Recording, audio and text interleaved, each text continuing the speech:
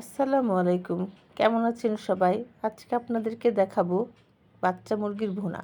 প্রথমে তেলের উপরে মুরগিগুলো ধুয়ে হালকা ভেজে নিতে হবে। ভাজা শেষ হলে উঠিয়ে রেখে সেই তেলের উপর কিছুটা পেঁয়াজ দিয়ে পেঁয়াজটা লাল লাল করে ভেজে নিতে হবে। হালকা ভাজা হয়ে গেলে সেখানে আমরা কিছু গরম মশলা দিব, তেজপাতা, দারুচিনি, এলাচ, লবঙ্গ, শুকনা মরিচ দিয়ে কিছুক্ষণ নাড়াচাড়া করে ভেজে নিতে হবে। ভাজা হয়ে গেলে কিছু মশলা দিব। আমি এখানে কিছু আস্তা রসুন দিলাম, একটু পানি দিয়ে নিলাম যেন পেঁয়াজটা না পুড়ে যায়। এখন আস্তে আস্তে বাটা পেঁয়াজ দিব,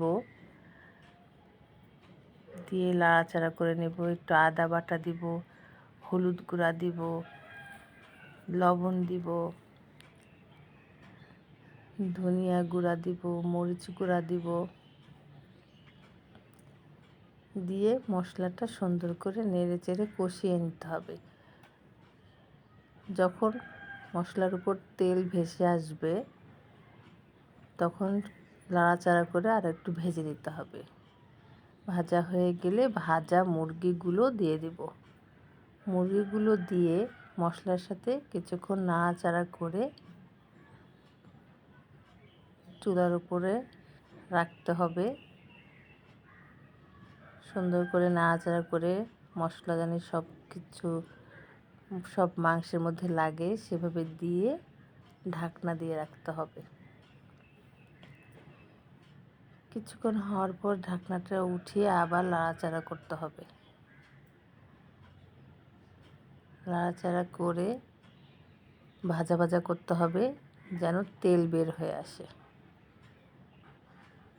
তেল বের হয়ে আসলে আমরা এখানে পরিমাণ মতো গরম পানি দিয়ে দেব।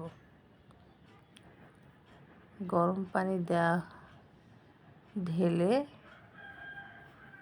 আবার কিছুক্ষণ নাড়াচাড়া করে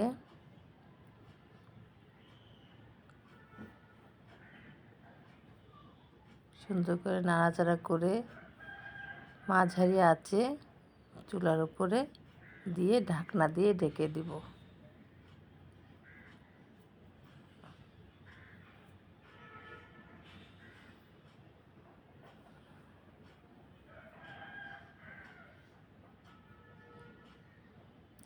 তরকারিটা হয়ে আসলে ঢাকনাটা উঠিয়ে আবার কিছু নাড়াচাড়া করে গরম মশলার গুঁড়া,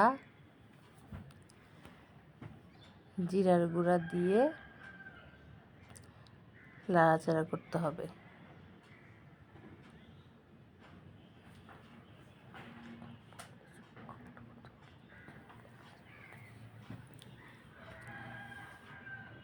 এখন এটা আবার ঢেকে কিছুক্ষণ চুলার উপর রাখতে হবে। হয়ে গেল আমার মজাদার বাচ্চা মুরগির ভুনা। এভাবে রেঁধে খাবেন, দেখবেন মজা লাগবে।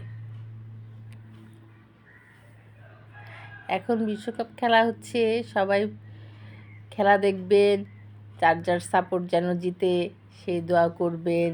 আশা করি আপনারা সবাই ভালো আছেন। আমার ভিডিওটি ভালো লাগলে আপনারা সাবস্ক্রাইব করবেন, আমার চ্যানেলটিকে লাইক, শেয়ার, কমেন্টস করে আমার পাশে থাকবেন। সবাই ভালো থাকবেন। আল্লাহ হাফেজ। আসসালামু আলাইকুম। আর সবাই বলবেন কমেন্টসে যে আপনারা কে কার দল, ঠিক আছে?